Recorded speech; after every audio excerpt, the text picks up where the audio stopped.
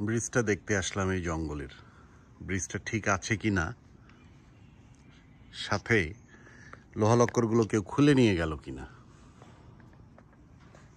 যাক, জঙ্গলের মধ্যে ব্রিজের মতোই আছে, সবই ঠিক আছে, কেউ কিছু খুলে নিয়ে যায় নাই।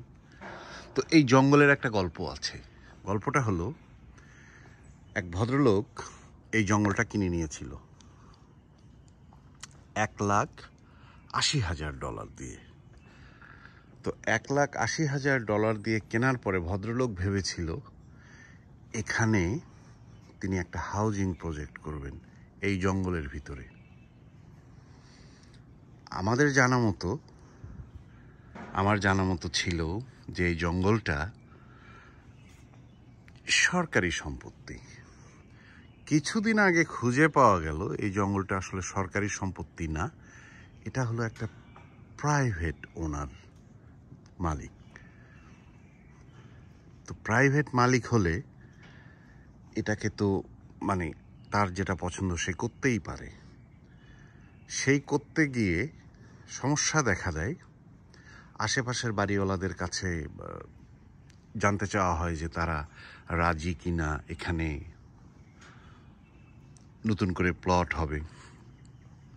কিছু বাড়িওয়ালা রাজি হয়, কিন্তু 5 থেকে 6 জন বাড়িওয়ালা আশেপাশের যারা জঙ্গলের সঙ্গে লাগোয়া তারা ভেটো দেয়।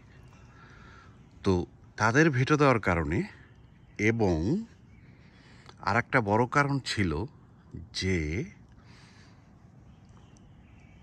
এই যে একটা পানির ধারা চলে যাচ্ছে, এই পানিটা গিয়ে মেশে এখানকার লেক অন্টারিওতে। তো যার কারণে সিটি গভর্নমেন্ট এটাকে আর হাউজিং প্রজেক্ট হিসাবে দাঁড়া হতে দেয় না। যেহেতু আর একটা বিষয়, এই ল্যান্ডটা ছিল কৃষিভিত্তিক ল্যান্ড। তো কৃষিভিত্তিক ল্যান্ড, সেখানে গাছপালা থাকবে, কৃষির চাষ হতে পারে, কিন্তু এই কৃষি জোনকে আলাদা করা যাবে না। এইসব এনে 95 বছরের জন্য ভদ্রলোককে সিটি গভর্নমেন্ট ইনজাংশন দেয়, যেটা এখনও চলছে। বন ব্যক্তি মালিকানায়, কিন্তু তার আর কিছু করার নেই। 95 বছর পরে ভদ্রলোক হয়তো নিজেও মারা যাবেন, তার আত্মীয় স্বজন আদৌ কেউ এই জঙ্গলে এসে আর জঙ্গলের কিছু ভাগবাটোয়ারা চাইবে কিনা যথেষ্ট সন্দেহ আছে। তো যাক, এই ছিল জঙ্গলের গল্প। আবারও কোনো গল্প নিয়ে কথা হবে।